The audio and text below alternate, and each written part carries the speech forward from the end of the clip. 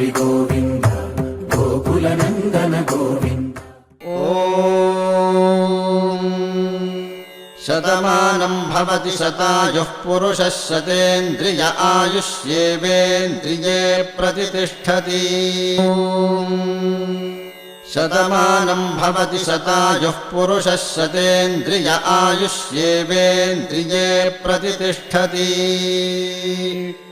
शतमानं भवति शतमानकं शतमानं भवति शतायुः शतायुर्भवति शतमानकं शतमानं भवति शतायुः शतमानमिति शतमानं भवति शतायुः शतायुर्भवति शतायुः पुरुषः शतायुर्भवति शतायुः पुरुषः शतायुः पुरुषः शतायुः पुरुषः शतेन्द्रियः पुरुषः शतायुः पुरुषः शतेन्द्रियः शतायुरिति शतायुः पुरुषः शतेन्द्रियः पुरुषः शतेन्द्रिय आयुष्यायुषि शतेन्द्रियः पुरुषः शतेन्द्रिय आयुषि शतेन्द्रिय आयुष्यायुषि शतेन्द्रिय आयुष्येवैवायुषि शतेन्द्रिय आयुष्येव शतेन्द्रिय इति शत